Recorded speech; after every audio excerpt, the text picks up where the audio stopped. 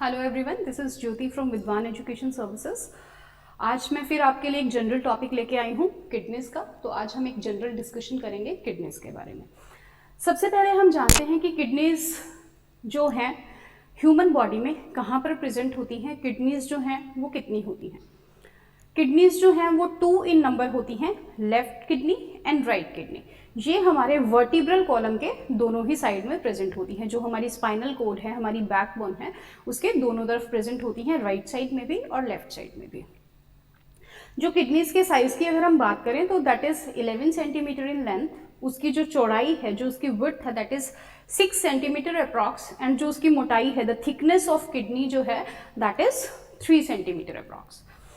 उसके बाद अगर हम बात करते हैं जो किडनीज हैं क्या काम करती हैं, what is the function of kidneys. So kidneys जो है, सबसे पहले अगर हम देखें जो फार मोस्ट इंपॉर्टेंट फंक्शन है किडनीज का, that is formation of urine. Urine formation करती हैं। अब यूरिन फॉर्मेशन कैसे होता है, जब हमारी बॉडी में से वेस्ट मटेरियल विद वाटर बाहर निकलता है तो उसको हम यूरिन बोलते हैं। तो किडनीज हमारे ब्लड की फिल्ट्रेशन का काम करती हैं और क्या फॉर्म करती हैं, यूरिन फॉर्म करती हैं, जिसमें वो हमारे ब्लड में प्रेजेंट वेस्ट मटेरियल को यूरिन की फॉर्म में हमारी बॉडी से बाहर करती हैं। ये सबसे पहला और सबसे इम्पॉर्टेंट फंक्शन है किडनीज का। उसके बाद हम बात करते हैं किडनीज जो हैं वो हमारी बॉडी में वाटर के लेवल को प्लस इलेक्ट्रोलाइट्स के लेवल को, जो सोल्ट हमारी बॉडी में प्रेजेंट है, कितनी हमारी बॉडी को रिक्वायरमेंट है, किडनीज उसको रेगुलेट करती हैं। वाटर और इलेक्ट्रोलाइट के बैलेंस को वो मेंटेन करती हैं। उसके बाद क्या हम करते हैं, जो किडनीज हैं विटामिन डी का फॉर्मेशन करने में हेल्पफुल होती है। किडनी जो है वो क्या करती है, आपका जो एक हार्मोन है erythropoietin,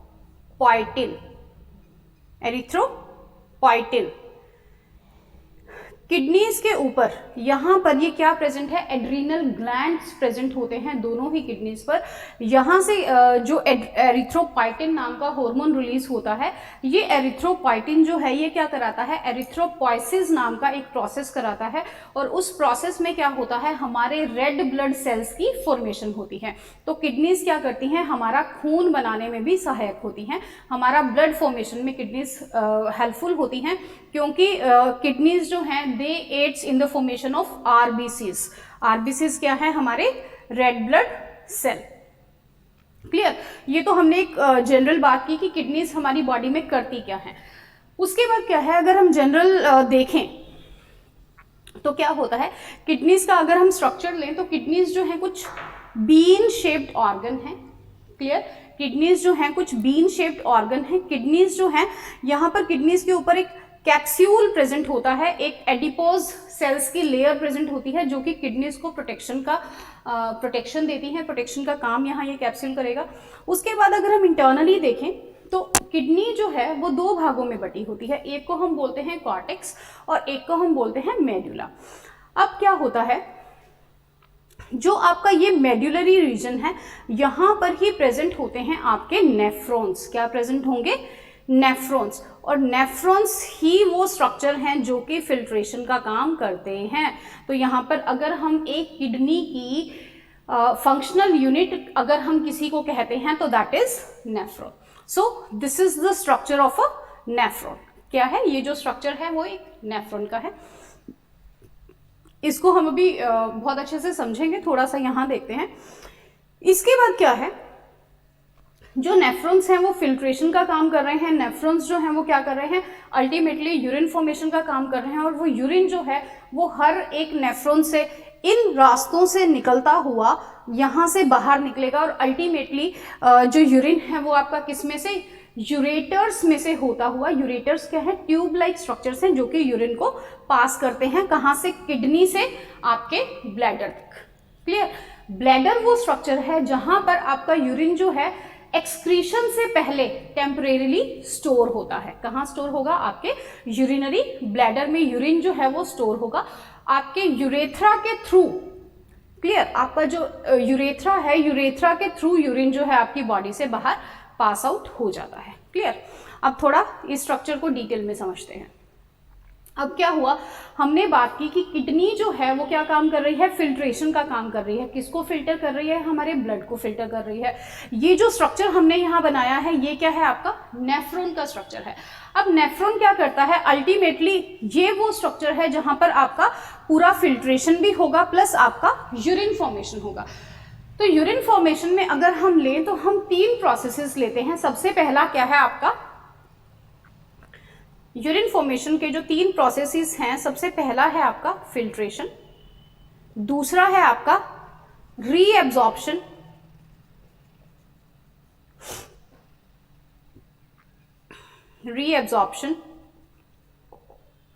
and the third one is secretion.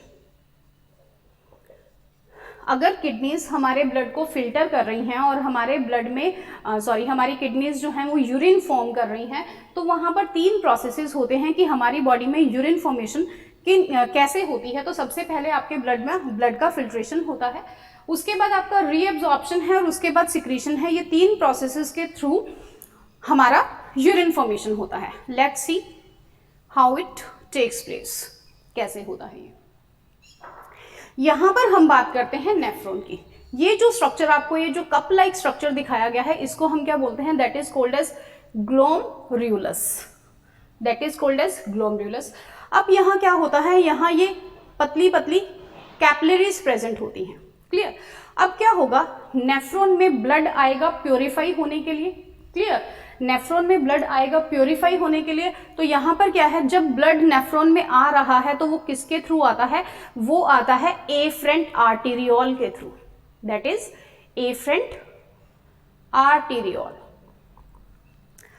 अब क्या होगा, जब ब्लड यहां से वापस जाएगा, जब ब्लड फिल्टर होके वापस जाएगा तो वापस वो किसके थ्रू जाएगा, एफरेंट आर्टेरियोल के थ्रू।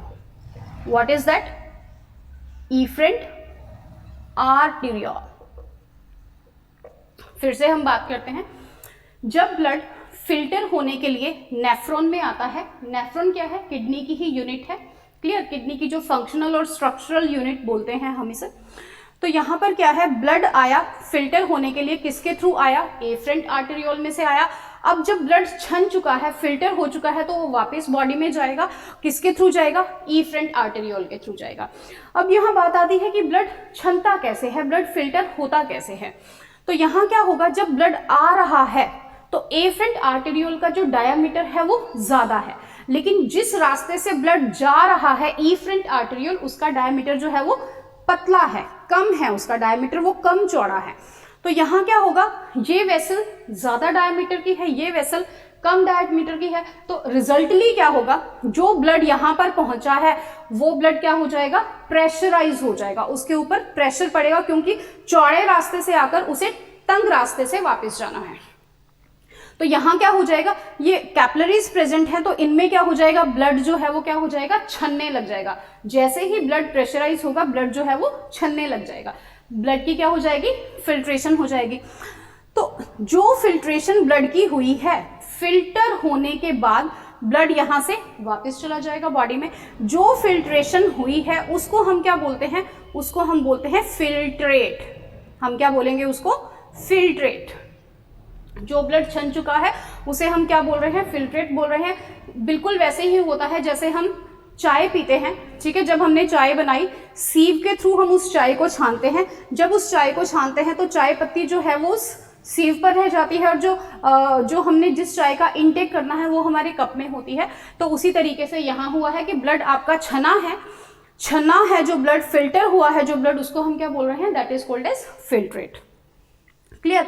उसके बाद हम बात करते हैं ये जो फिल्ट्रेट है, अब इस फिल्ट्रेट में क्या क्या प्रेजेंट है। ये जो फिल्ट्रेट आ गया है, इस फिल्ट्रेट में क्या क्या प्रेजेंट होता है।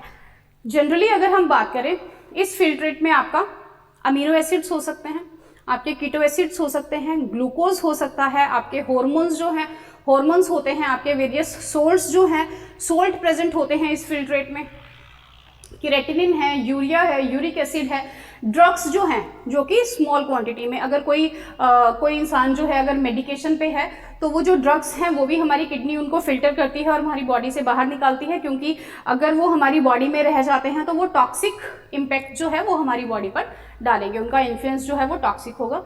तो इसलिए जो ड्रग्स जो स्मॉलर साइज के हैं वो इस फिल्ट्रेट में फिल्टर हो चुके हैं। अब फिल्टर क्या नहीं हुआ है, हमारे आरबीसीज जो हैं, हमारे ल्यूकोसाइट्स जो हैं, हमारे प्लेटलेट्स जो हैं, प्रोटीन्स जो हैं और ड्रग जो कि बड़े साइज के हैं, जो कि लार्जर मॉलिक्यूल्स हैं, वो ब्लड से फिल्टर नहीं होते हैं। जस्ट लाइक कि जैसे चाय पत्ती जो है उस छलनी पे ही रह जाती है, क्लियर, तो वो हमारे ब्लड से फिल्टर नहीं हुए हैं। सो अब ये जो फिल्ट्रेट यहाँ आ गया है, जब ये फिल्ट्रेट यहाँ से इन पाइप से, इनको हम क्या बोलते हैं, these are the tube like structures, इनको हम ट्यूब्यूल्स बोलते हैं, ठीक है, ये जो पाइप लाइक स्ट्रक्चर्स हैं। अब क्या होगा, ब्लड यहां से चलना शुरू कर देगा। तो किडनीज क्या करती हैं, किडनीज, हमने पहला प्रोसेस करा था फिल्ट्रेशन, फिल्ट्रेशन तो हो गई, ठीक है। उसके बाद हमने क्या किया, रीएब्जॉर्प्शन। रीएब्जॉर्प्शन का मतलब क्या है कि जो सब्सटेंसेस फिल्टर हो चुके हैं, अब उनमें से कुछ सब्सटेंसेस जो हमारी बॉडी के लिए रिक्वायर्ड हैं, जो हमारी बॉडी के लिए ज़रूरी हैं, उन सब्सटेंसेस की क्या होगी, रीएब्जॉर्प्शन होगी। वो दोबारा से हमारी बॉडी में, हमारे ब्लड में रीएब्जॉर्ब करे जाएंगे। तो यहाँ पर क्या होता है कि ये जो ट्यूब लाइक स्ट्रक्चर्स हैं, जिसको हम क्या बोलते हैं, ये है आपका पीसीटी, ये है आपका लूप ऑफ हेनले और ये है आपका डीसीटी, ये है आपकी कलेक्टिंग डक्ट्स। सिर्फ एक जनरल व्यू है ये। तो यहाँ पर क्या है कि फिल्ट्रेशन हो गई। अब इन ट्यूब्स में क्या होता है, इन ट्यूब्स में रीएब्जॉर्प्शन होता है। रीएब्जॉर्प्शन जब हो रहा है तो उसमें से जो मटेरियल हमारी बॉडी में रिक्वायर्ड है उनकी रीएब्जॉर्प्शन होती है। जैसे वाटर, अगर हमारी बॉडी में वाटर कम है तो वो यहाँ से इस फिल्ट्रेट में से वाटर जो है वो रीएब्जॉर्ब हो जाएगा। सोल्ट है, सोल्ट आपके रीएब्जॉर्ब होते हैं। आपके ग्लूकोज हैं, अमीनो एसिड्स हैं, वो आपके ब्लड में दोबारा से रीएब्जॉर्ब होते हैं, उनका जो रीएब्जॉर्प्शन रेट है वो बहुत ज़्यादा है, वो रीएब्जॉर्ब हो जाते हैं। उसके बाद अगर हम बात करते हैं कि क्रेटिनिन है, यूरिया है, यूरिक एसिड है, इनका जो रीएब्जॉर्प्शन रेट है वो नेग्लिजिबल है, लिमिटेड है, वो हमारे ब्लड में रीएब्जॉर्ब नहीं होते हैं, वो हमारे यूरिन के थ्रू ही बाहर निकलते हैं, क्योंकि ये टॉक्सिक सब्सटेंसेस हैं। अगर इनका रीएब्जॉर्प्शन हो जाएगा, ये हमारी बॉडी में रिक्वायरमेंट इनकी कहीं नहीं है, लेकिन अगर ये रीएब्जॉर्ब हो जाएंगे, हमारी बॉडी में जमा होने लग जाएंगे, एक्यूमुलेट होने लग जाएंगे, तो ये टॉक्सिसिटी प्रोड्यूस करेंगे हमारी बॉडी के लिए, क्लियर। तो इसलिए ये हमारे यूरिन के थ्रू बाहर निकाले जाते हैं, क्लियर। ये हमने किया रीएब्जॉर्प्शन का। उसके बाद क्या होता है, जब हमारी बॉडी में से जो हमारा फिल्ट्रेट बना था, जब हमारे ये जो फिल्ट्रेट है, जब इसमें से कुछ मटेरियल्स रीएब्जॉर्ब हो गए हैं, तो अब जो यूरिन फॉर्म हुआ है, जो कि पानी भी है जिसमें और उसमें वेस्ट मटेरियल भी है, वो हमारी बॉडी से क्या हो जाएगा, सिक्रीट हो जाएगा, जिसको हमने थर्ड प्रोसेस बोला है सिक्रीशन। तो वो हमारी बॉडी से सिक्रीट हो जाएगा। अब ये सिक्रीट कैसे होता है, अल्टीमेटली ये सारा वेस्ट मटेरियल कहाँ आ रहा है, यूरिन की फॉर्म में जो बना हुआ है, ये सारा आ रहा है इन कलेक्टिंग डक्ट्स में। कहाँ आ रहा है, कलेक्टिंग डक्ट्स में आ रहा है। अब ये क्या करती हैं, जो वेरियस कलेक्टिंग डक्ट्स है, दे विल यूनाइट टुगेदर, वो मिलेंगी और अल्टीमेटली क्या होता है, ये वो जगह है, इसको हम क्या बोलते हैं, that is called as hilum. तो हाइलम एक ऐसा पॉइंट है जहां से blood vessels, lymph vessels, nerves, ureters जो हैं आपकी किडनी में एंटर करते हैं। तो यहाँ पर क्या हुआ, नेफ्रॉन की जो कलेक्टिंग डक्ट्स हैं, सबने यूरिन को इकट्ठा करा और इकट्ठा होने के बाद वो यहाँ पर दे दिया। यहाँ देने के बाद यूरेटर्स लगे हुए हैं, पाइप लाइक स्ट्रक्चर्स हैं, ट्यूब्स हैं, जो कि यूरिन जो फॉर्म हो चुका है उसको हमारी किडनी से बाहर ले जाने का काम कर रही हैं। तो यहाँ तक तो क्या हुआ, यूरिन जो है वो हमारी किडनी से बाहर निकल गया, लेकिन अभी तक वो हमारी बॉडी से बाहर नहीं निकला है। तो क्या होगा, मैंने आपको पहले भी इसका रेफरेंस दिया है कि यूरिन जो है वो यूरेटर्स के थ्रू कहाँ पहुंचेगा, यूरिनरी ब्लैडर में पहुंचेगा। जब वो ब्लैडर में पहुंच चुका है तो वो वहां टेम्परेरीली स्टोर होगा, एक्सक्रीशन से पहले, बाहर निकलने से पहले टेम्परेरीली स्टोर होगा। जब ब्लैडर भरने लग जाएगा तो क्या होगा, जो हमारी बॉडी में सेंसर सिस्टम है, हमारा ब्रेन उसको इंटरप्रेट करेगा और हमें यूरिनेशन की अर्ज फील होती है, जिसके बाद हम यूरिनेट करते हैं और यूरिन जो है वो हमारी बॉडी से बाहर निकलता है। अल्टीमेटली हमारे वेस्ट मटेरियल्स जो हैं वो यूरिन की फॉर्म में हमारी बॉडी से बाहर निकल गए। इसके बाद हम बात करते हैं, ये तो आपने समझा कि नेफ्रॉन जो है वो किस तरीके से काम कर रहा है। अब हमने सबसे पहले बात की है कि फिल्ट्रेट सबसे पहले बना। अब ये जो फिल्ट्रेट बना है, ये फिल्ट्रेट का कुछ रेट भी होता होगा कि ये कितना फिल्ट्रेट जो है वो नॉर्मली एक दिन में बनता है या कितना बनना चाहिए। तो जनरली हम बात करते हैं जब, तो एक टर्म आती है GFR, ग्लोमेरुलर फिल्ट्रेशन रेट। अब ये GFR क्या है? GFR का मतलब है कि हमारी बॉडी में पर डे दोनों किडनीज कितना फिल्ट्रेट फॉर्म करती हैं, उसको हम बोलते हैं, that is called as GFR। तो क्या अगर हम एक जनरल व्यू देखें तो हमारी जो किडनीज हैं, दोनों किडनीज जो हैं, पर डे 180 लीटर्स जो है, ये पर डे की बात हम कर रहे हैं, 180 लीटर्स जो फिल्ट्रेट है, that is the filtrate, 180 litre filtrate जो है हमारी दोनों किडनीज रिलीज करती हैं। लेकिन हमने अभी जो 3 प्रोसेसेस करे थे उसमें हमने दूसरा प्रोसेस किया था रीअब्जॉर्प्शन का। तो क्या होता है, ये जो 180 लीटर पर डे का फिल्ट्रेट बनता है, इसमें से करीब 178.5 जो फिल्ट्रेट है वो हमारी बॉडी में क्या हो जाता है, रीएब्जॉर्ब हो जाता है। क्या हो जाएगा? रीएब्जॉर्ब हो जाएगा, वो हमारी बॉडी में रीएब्जॉर्ब हो जाता है। तो यूरिन की फॉर्म में कितना फिल्ट्रेट हमारी बॉडी से बाहर निकलता है? 1 से 1.5 लीटर। 1 से 1.5 लीटर फिल्ट्रेट जो है वो यूरिन की फॉर्म में हमारी बॉडी से बाहर निकलता है। ये होता है आपका GFR। इसके बाद हम बात करते हैं जो आपका GFR है, क्लियर, हमारी बॉडी में कितना फिल्ट्रेट बन रहा है, कितना फिल्ट्रेट बनना चाहिए है, और कितना जो फिल्ट्रेट है वो उसका रीअब्जॉर्प्शन होना चाहिए है। क्योंकि अगर हमारी बॉडी में से जो रिक्वायर्ड मटेरियल हैं वो हमारी बॉडी में से बाहर निकलने लग जाएंगे तो क्या होगा, हमारी बॉडी की रिक्वायरमेंट पूरी नहीं होगी, जिससे क्या होगा, हमारी बॉडी में कुछ ना कुछ एबनॉर्मैलिटीज जो हैं वो क्रिएट होने लग जाएंगी। तो क्या होता है, अब किडनीज जो है हमारी किस तरीके से काम कर रही हैं, क्योंकि GFR होने का मतलब क्या है कि हमारे नेफ्रॉन ने फिल्ट्रेट बनाया, क्लियर। अगर GFR जो है उसके रेट पे डिपेंड करता है कि आपकी किडनीज की एफिशिएंसी क्या है। क्या होगा, इस पे डिपेंड करेगा कि आपकी किडनीज की जो एफिशिएंसी है वो एफिशिएंसी क्या है। अगर हम बात करते हैं कि आपकी जो GFR वैल्यू है, अगर वो मोर देन 90 पर मिनट है, mmol पर मिनट है, तो उसमें हम ये बोलते हैं कि हमारी किडनी जो है वो नॉर्मली काम कर रही है, या हम कह सकते हैं कि हमारी किडनीज जो है वो बहुत एफिशिएंटली काम कर रही है, बहुत अच्छे से काम कर रही है। लेकिन अगर यही वैल्यू जो है, अगर ये वैल्यू आपकी, हम कहते हैं कि अगर ये वैल्यू इक्वल है 65 से 89 mmol पर मिनट, तो हम ये कहते हैं कि यस, एक जो किडनी की फंक्शनिंग है उसमें एक डिक्रीज आ गया है, लेकिन थोड़ा बहुत डिक्रीज जो है वो आया है। अगर यही वैल्यू हम लेके चलते हैं, सॉरी दिस इज 60, अगर यही वैल्यू हम लेके चलते हैं 45 से 59 mmol पर मिनट, तो उसमें हम कहते हैं कि मॉडरेट डिक्रीज आया है किडनी की फंक्शनिंग में। मतलब जो किडनीज हैं वो अच्छे से फंक्शन नहीं कर रही हैं, और किडनीज जो हैं वो पूरा फिल्ट्रेट फॉर्म नहीं कर रही हैं। अगर किडनीज पूरा फिल्ट्रेट फॉर्म नहीं कर रही हैं तो इसका मतलब क्या है, जो गंदगी है, जो वेस्ट मटेरियल है, वो हमारी बॉडी में ही रह रही है, जो कि इकट्ठा होते होते हमारी बॉडी में टॉक्सिन्स की फॉर्मेशन करने लग जाएगी, क्लियर। उसके बाद अगर हम बात करते हैं कि अगर ये वैल्यू आपकी कहाँ हो जाती है, अगर 30 से 45 हो जाती है, तो हम ये मान के चलते हैं कि यस, यहां पर जो है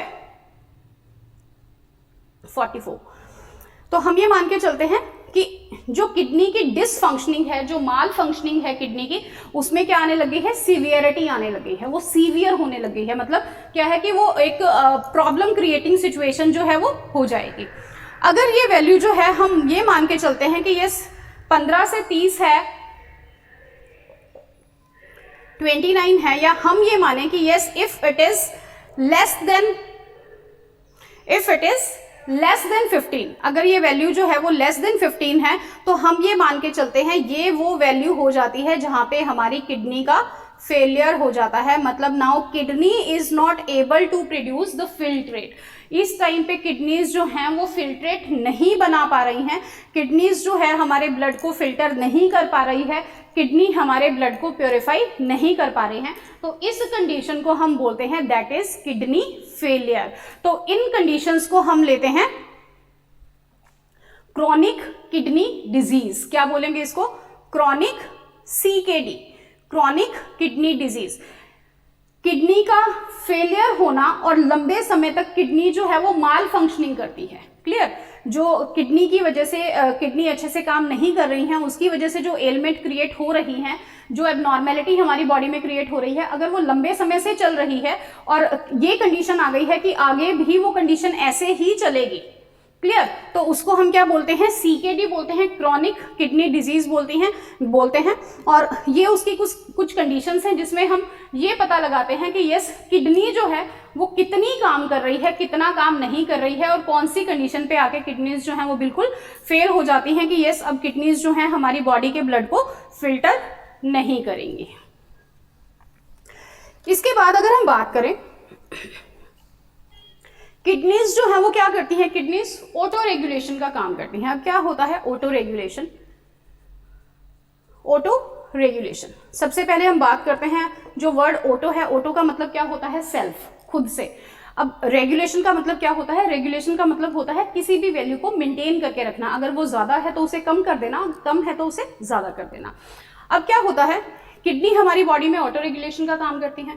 अब हम दो टर्म्स लेते हैं, एक होता है आपका ब्लड प्रेशर, एक होता है आपका डायबिटीज।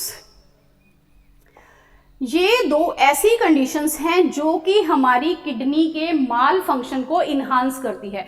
किडनीज अच्छे से काम अगर नहीं कर रही हैं तो yes these two can be the reason, और ये बहुत ही साउंड रीजंस हैं जिनकी वजह से हम ये कह सकते हैं कि हमारी किडनीज जो हैं वो ढंग से काम नहीं कर रही हैं, हमारी किडनीज माल फंक्शनिंग कर रही हैं, अच्छे से वो काम नहीं कर रही हैं। अब क्या होता है, हमारी किडनी सबसे पहले तो हम ये समझते हैं ऑटो रेगुलेट कैसे करते हैं। जैसे क्या हुआ, हम लोगों ने वाटर इनटेक कम किया, किसी दिन हमने बहुत कम पानी पिया, ठीक है। अब क्या होता है, अगर हमने बहुत कम पानी पिया है और पानी की हमारे शरीर में, हमारी बॉडी में बहुत जरूरत होती है, अगर किडनीज वहीं पे ही यूरिन फॉर्मेशन ज्यादा करने लग जाती हैं तो क्या होगा, हमारी बॉडी में पानी की कमी हो जाएगी, डिहाइड्रेशन हो जाएगी। तो वहां पे किडनीज क्या काम कर रही हैं, अगर हमारी बॉडी में पानी की कमी है, मतलब हमने वाटर का इंटेक जो है वो कम किया है और हमारी बॉडी में पानी की जरूरत है, तो किडनीज जो हैं वो यूरिन फॉर्मेशन को कम कर देती हैं। क्लियर? मतलब क्या है, जो पानी फिल्ट्रेट में निकला था, किडनीज उसको ज्यादा से ज्यादा रीअब्सॉर्ब करवाती है ताकि हमारी बॉडी सेल्स को जो पानी की जरूरत है वो उसकी पूरी हो सके। क्लियर?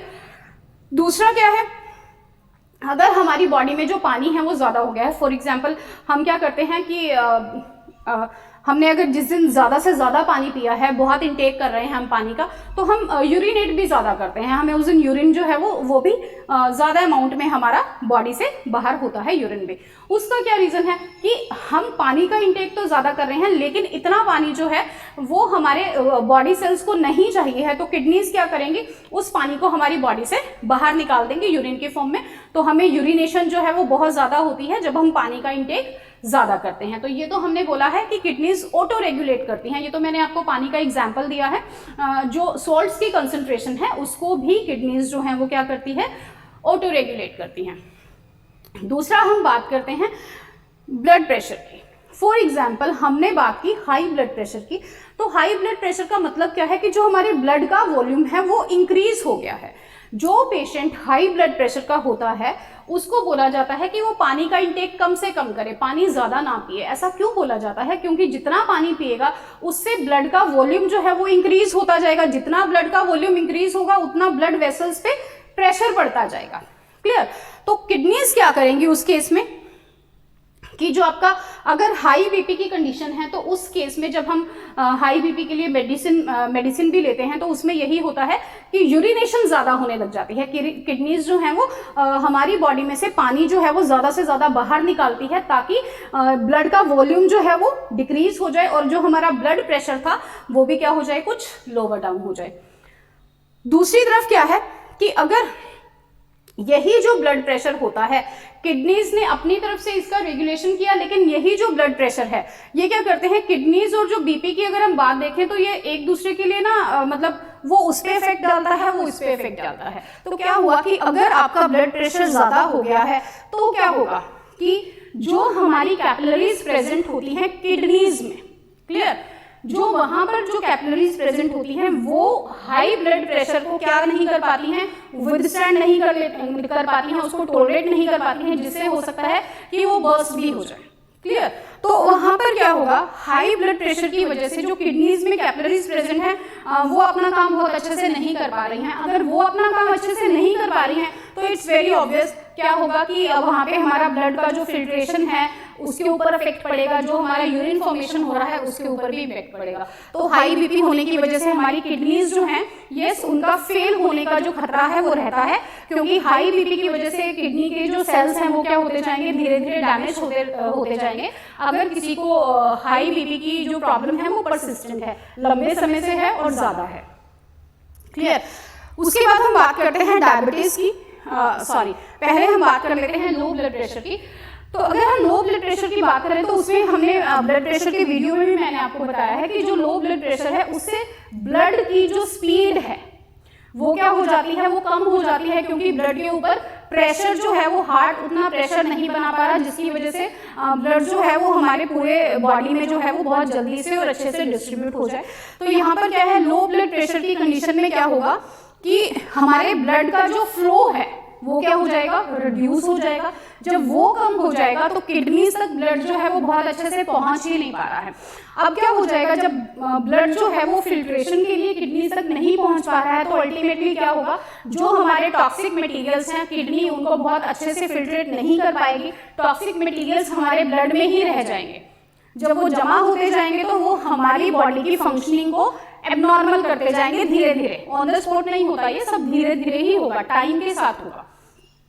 तो यहाँ पर क्या है, जो लो बीपी की कंडीशन है वो भी हमारे लिए क्या है, वो भी बहुत डेंजरस कंडीशन है। अब क्या होगा, जैसे जैसे ब्लड में टॉक्सिन मटेरियल्स बढ़ते जाएंगे तो उससे क्या होगा, फॉर एग्जाम्पल किसी को लो ब्लड प्रेशर की कंडीशन है, काफी टाइम से है, रेगुलर रह ही रही है, तो उसमें क्या होगा कि जो ब्लड है वो बहुत अच्छे से प्योरीफाई नहीं हो पा रहा है, वेस्ट मटेरियल ब्लड में ही एक्यूमुलेट हो रहे हैं। फिर अगर एक पेशेंट जो है वो मेडिकेशन पे जाता है, उसका ब्लड प्रेशर जो है वो राइज करा जाता है, यस अब ब्लड प्रेशर इतना हो गया कि वो किडनीज तक बहुत अच्छे से फ्लो हो सकता है। पर उस केस में क्या हो जाएगा, जब वो किडनीज तक अच्छे से फ्लो तो हो रहा है लेकिन किडनीज का जो वर्कलोड है वो तो बढ़ गया ना, क्योंकि ब्लड में जो इम्प्योरिटीज का लेवल है वो भी बढ़ चुका है, इसलिए किडनीज का जो वर्कलोड है वो भी बढ़ गया, क्लियर। किडनीज को ज्यादा काम करना पड़ेगा। जब हम पेन किलर्स लेते हैं तो पेन किलर्स में क्या होता है, यही तो होता है कि वो जो ब्लड का फ्लो रेट है उसको कम कर देती हैं, क्लियर। इसीलिए आपको कहा जाता है कि आप ज्यादा पेन किलर ना लें, उससे किडनीज पे इफेक्ट होता है। किडनीज पे क्या इफेक्ट होता है, इनडायरेक्टली इफेक्ट होता है। एक तो टॉक्सिक मटेरियल, कोई भी दवाई हम लेते हैं, कोई भी मेडिकेशन हम लेते हैं तो उससे जो भी हमने ड्रग लिया है उसके टॉक्सिक मटेरियल्स हमारी बॉडी में डेफिनेटली रिलीज होते हैं, जो कि हमारी बॉडी से बाहर निकलना बहुत जरूरी है। दूसरा क्या है कि यस अगर ब्लड में इम्प्योरिटीज बढ़ती जा रही हैं और वो ब्लड किडनीज के पास फिल्ट्रेशन के लिए नहीं जा पा रहा है, नहीं पूरा पहुंच रहा है, तो किडनीज क्या काम करेंगी, उसको कैसे फिल्टर करेंगी, क्लियर। तो किडनीज का वर्कलोड तब बढ़ेगा जब ब्लड की जो उसका फ्लो है वो हमने बढ़ा दिया है, किडनीज के पास जाने के लिए ब्लड जो है अब पूरा जा रहा है, लेकिन ब्लड में ज्यादा वेस्ट मटेरियल होने की वजह से किडनीज को ज्यादा काम करना पड़ेगा उस ब्लड को फिल्टर करने के लिए। इसके बाद बात हम करते हैं डायबिटीज की। तो क्या होता है, डायबिटीज जब हम लेते हैं तो डायबिटीज के लिए ना यूरिन टेस्ट भी करा जाता है। डायबिटीज का मतलब क्या है कि आपके ब्लड में जो शुगर लेवल है, जो ग्लूकोज का लेवल है वो इंक्रीज हो गया है। अब क्या होता है, इसके लिए यूरिन टेस्ट करा जाता है, ठीक है। उस यूरिन टेस्ट में देखा जाता है कि यस इसमें ग्लूकोज का लेवल कितना है। अब ऐसा इनमें कोरिलेशन क्या है, क्या होता है, हमने अभी पहले पहले बात की है कि जो ग्लूकोज है वो हमारे जो फिल्ट्रेट है उसमें से पूरा रीएब्जॉर्ब हो जाता है, लेकिन अगर एक पेशेंट में ग्लूकोज का लेवल, जो ब्लड ग्लूकोज है, अगर वो मेटाबॉलिज्म रेट उसका कम है, अगर वो अच्छे से हमारे बॉडी सेल्स उसको एब्जॉर्ब नहीं कर पा रहे हैं, तो क्या होगा, वो ग्लूकोज ब्लड में ही रह जाएगा। फिर जब ब्लड फिल्ट्रेट बन गया उस ब्लड से, उसमें क्या निकला, ग्लूकोज निकला, लेकिन उस ग्लूकोज का ना रीएब्जॉर्प्शन नहीं होगा। क्यों नहीं होगा? क्योंकि ग्लूकोज जो ब्लड में है वो पहले से ही प्रेजेंट है। वो क्यों प्रेजेंट है? क्योंकि हमारे सेल्स उस ग्लूकोज को एब्जॉर्ब नहीं कर पा रहे हैं, ठीक है। जो इंसुलिन हार्मोन होता है उसकी वजह से ऐसा होता है, तो वो भी किसी दिन हम बहुत अच्छे से डिस्कस करेंगे कि इंसुलिन का क्या रोल होता है ब्लड ग्लूकोज लेवल पर। तो अब क्या होता है, क्योंकि ब्लड जो है ओवरलोडेड है विद ग्लूकोज, तो इसलिए जो फिल्ट्रेट में ग्लूकोज निकला है वो हमारे ब्लड में रीएब्जॉर्ब नहीं हो पाएगा। जब वो रीएब्जॉर्ब नहीं हो पा रहा तो वो किस तरफ से निकलेगा, वो यूरिन के थ्रू हमारी बॉडी से बाहर निकलेगा। तो जब यूरिन टेस्ट करते हैं उसमें ये देखा जाता है कि यस, इसमें ग्लूकोज प्रेजेंट है, किस लेवल से प्रेजेंट है, तो उससे हम क्या अंदाजा लगाते हैं कि यस, ये पेशेंट जो है वो डायबिटिक है, प्री डायबिटिक है, या अगर डायबिटिक है तो उसमें जो उसका डायबिटीज का लेवल है वो क्या है, शुगर लेवल जो है वो क्या है। क्लियर? तो अब यहाँ पर क्या होता है, जो डायबिटीज है वो भी क्या करती है, हमारी किडनीज पर एक एडवर्स इफेक्ट क्रिएट करती है, जिससे किडनीज जो हैं वो अपना काम अच्छे से नहीं कर पाती हैं। क्लियर? तो ये हमने यहाँ किया कि यस, कैसे बीपी और जो डायबिटीज है वो हमारी किडनीज के फंक्शन को अफेक्ट करती हैं, जिससे वो धीरे धीरे करके, अगर एक पेशेंट को रेगुलरली ये डिजीज है तो डॉक्टर्स रिकमेंड करते हैं कि यस, आप अपनी फिजिकल एक्टिविटीज करिए, योगा करिए, अपने खान पान में चेंजेस लाइए, जिससे कि आपकी ये दोनों जो डिजीज हैं वो कंट्रोल में आ सके, और जिससे क्या हो सके, आपकी किडनीज की फंक्शनिंग पे अफेक्ट ना पड़े। क्योंकि अगर किडनीज की फंक्शनिंग पे अफेक्ट पड़ता है, तो जैसे हमने GFR में किया है, GFR रेट अगर ज्यादा है, कम है, तो वो हमारी किडनीज पे क्या अफेक्ट डालेंगे। क्लियर? इसके बाद हम बात करते हैं, जो आपका किडनीज हैं, अगर हमारी किडनीज काम नहीं कर रही हैं अच्छे से, तो हमारी बॉडी में कौन कौन से सिम्टम्स जो हैं, सिम्टम्स क्रिएट होते हैं।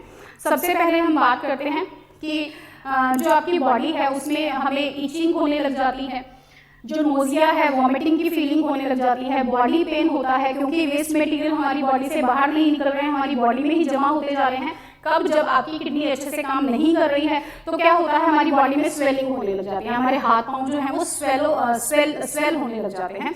उसके बाद हम बात करते हैं कि आपका हेडेक जो है वो हेडेक ज्यादा रहने लग जाएगा। उसके बाद अगर हम बात करें तो शॉर्टनेस ऑफ ब्रेथ हो जाती है। क्लियर? तो ये ऐसी कुछ कंडीशंस हैं जिनकी वजह से, जो ऐसे सिम्टम्स हैं कि यस, हमें इन सिम्टम्स को इग्नोर नहीं करना चाहिए। अगर रेगुलरली ये सिम्टम्स रह रहे हैं, यस, कभी कभार सिर में दर्द हो जाता है, तो उसे हम ये अंदाजा नहीं लगाएंगे कि यस, हो सकता है हमारी किडनी अच्छे से काम नहीं कर रही है। नहीं, ऐसा नहीं होता है। लेकिन अगर ये कुछ सिम्टम्स अगर रेगुलरली रह रहे हैं, तो उससे हम डेफिनेटली, हमें डॉक्टर के पास जाना चाहिए और हमें अच्छे से टेस्ट वेस्ट कराने चाहिए। इसके बाद अगर हम बात करते हैं तो कौन से, जब हम बात की कि किडनीज में जो है वो माल फंक्शनिंग हो रही है, किडनीज अच्छे से काम नहीं कर रही हैं, तो उसमें से कौन सी ऐसी चीजें हो सकती हैं, कौन से ऐसे डिजीज अगर हम माने, डिसऑर्डर्स अगर हम किडनी के कहें, तो वो कौन से हैं। जैसे फॉर एग्जांपल हम बात करते हैं, हेमाटोयूरिया हो जाता है, जिसमें क्या होता है, अगर आपका जो ग्लोमेरुलस, ये जो कप शेप स्ट्रक्चर हमने बनाया था, अगर आपके ग्लोमेरुलस में लीकेज है, तो क्या होगा, जो आपका फिल्ट्रेट बना है, उस फिल्ट्रेट में आपके जो रेड ब्लड सेल्स हैं वो क्या होने लग जाएंगे, लीक होने लग जाएंगे। क्योंकि पहले हमने क्या बात की है, पहले हमने ये बात की है कि आपके जो आरबीसीज हैं वो कभी आपके फिल्ट्रेट में नहीं निकलते हैं। लेकिन अगर आपकी किडनीज में डिसऑर्डर वाली कंडीशन है, आपकी किडनीज अच्छे से काम नहीं कर रहे हैं, माल फंक्शनिंग कर रहे हैं, तो उसमें क्या हो जाएगा कि हो सकता है कि आपके जो आरबीसीज हैं वो वहां से लीक होने लग जाएं। तो वो कंडीशन को हम क्या बोलते हैं, दैट इज कॉल्ड एज हेमाटोयूरिया। उसके बाद हम करते हैं, जो आपका प्रोटीनयूरिया जो होता है, उसका क्या मतलब है कि presence of proteins in the urine. ये भी एक टेस्ट किया जाता है देखने के लिए कि यस, क्या प्रोटीन आपकी बॉडी से बाहर तो नहीं निकल रहे हैं, क्योंकि जो प्रोटीन होते हैं वो हमारी बॉडी के लिए रिक्वायर्ड होते हैं हमारी मसल्स फॉर्मेशन के लिए। तो वो कंडीशन जो डिसऑर्डर जो आ जाता है वो क्या है, दैट इज योर प्रोटीनूरिया। उसके बाद एन्यूरिया जो हम बोलते हैं, that is absence of urine, आपका यूरिन फॉर्मेशन जो है वो बहुत ही कम हो रहा है। तो इट्स वेरी ऑब्वियस, हम कह सकते हैं कि अगर आपका यूरिन बहुत कम बन रहा है तो क्या होगा, हमारी बॉडी की इम्प्योरिटीज नहीं निकल रही हैं, क्योंकि हमारी बॉडी में इम्प्योरिटीज तो बनती ही बनती हैं। क्लियर, हम जो भी खाते हैं, हम जो भी पीते हैं, हमारा जो भी इनटेक होता है, तो उससे क्या होता है, इम्प्योरिटीज फॉर्मेशन होती है, लेकिन वो इम्प्योरिटीज जो है वो यूरिन की फॉर्म में हमारी बॉडी से बाहर निकलना बहुत जरूरी है। तो अगर यूरिन कम है या अगर आपको यूरिन जो है वो नहीं आने वाली कंडीशन हो गई है, तो वो हमारी बॉडी के लिए क्या होता है, बहुत ही ज्यादा हार्मफुल होता है। उसके बाद क्या होता है, डिसयूरिया भी एक ऐसा डिसऑर्डर है जिसमें क्या होता है, पेनफुल एक्सक्रीशन होता है। क्लियर, जब आप यूरिन पास आउट करते हैं तो उस दौरान क्या होती है, एक तरह की पेन क्रिएट होती है। उसके बाद ग्लाइकोस्यूरिया की अगर हम बात करें, जैसे अभी हमने डायबिटीज की बात करते हुए बोला था कि जो ग्लूकोज लेवल, अगर ग्लूकोज आपके यूरिन में ज्यादा रिलीज हो रहा है तो उस डिसऑर्डर को हम क्या बोलते हैं, ग्लाइकोस्यूरिया बोलते हैं। Then is ketonuria, presence of ketones in the urine.